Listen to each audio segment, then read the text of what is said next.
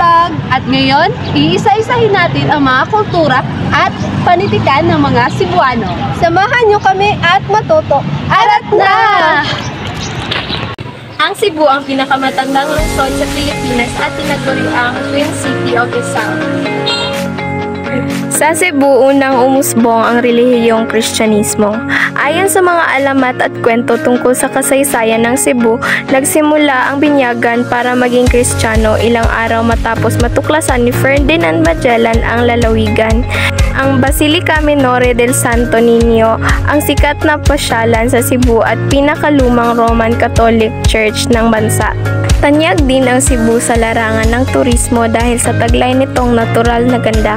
Kung gaano kayaman ang kanilang kasaysayan at lugar ay ganun din ang kanilang panitikan.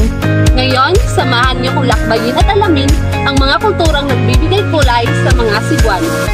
Isa sa kultura nila ang pagdiriwang ng kapistahan. Ang Sinulog Festival ay kilalang festival sa mga Cebuano. Inaabangan ito ng mga deboto ng mga Senior Santo Niño. Ang mga ugali ng mga Cebuano ay matulungin, malikhain, magalang sa matatanda at makadiyos. May mga paniniwala din sila, gaya ng pagkatok sa kahoy ng 3 beses at pagsabi ng simbako. Bawal gumupit ng kuko sa gabi. Bawal ang paglalakbay bago ang graduation. Bawal magwalis ng sahig sa gabi. At sabi rin nila, ang itim na pusa ay hudyat ng kamatayan o kamalasan. Ang panitikan ng mga Cebuano ay mga akda na isinulat sa salitang Cebuano, isang dialektong ginagamit sa timog na bahagi ng Pilipinas. Maraming akdang pampanitikan ang umusbong sa Cebu. Kabilang na dito ang tula, dula, nobela, maikling kwento at marami pang iba. Ang Arte de la Lengua Cebuana ay isinulat ng Agustinong si Francisco Encina na naglalaman marahil ng pinakaunang kasulatan hinggil sa panulaang Cebuano. Ang balak ang terminong siyang nananatili sa kasalukuyan at ginagamit sa pagtukoy sa tula. Ang tula ay hindi lamang sentral at palagi ang elemento sa katutubong kultura, kundi dahil likha ng isang nangungunang grupong etniko sa bansa. Ang garay naman ay ginagamit sa mga informal na taludturan. Ang sugilano naman ay tumutukoy sa maikling kwento ng mga Cebuano. Maraming mga autor ang umusbong at kinilala sa pagsulat ng mga akdang pampanitikang Cebuano. Kabilang narito si Vicente Soto na kinilalang ama ng panitikang Cebuano at si Marcelino M. Navarra na tinaguri ang ama ng makabagong panitikang Cebuano.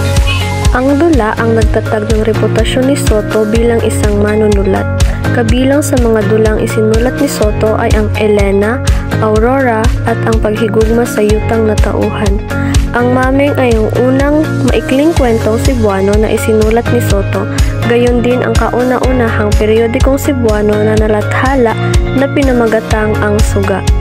Si Marcelino M. Navarra naman ay kilala sa maikling kwentong pinamagatang Ugi Anod Ako na nanalo ng unang gantimpala sa patimpalak pampanitikan ng Magasing Bisaya noong 1937.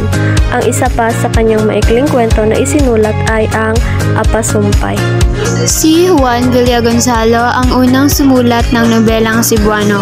Ilan sa mga nobelang Cebuano ay ang La Teresa na posibleng unang nobela o sugalambong sa wikang Cebuano.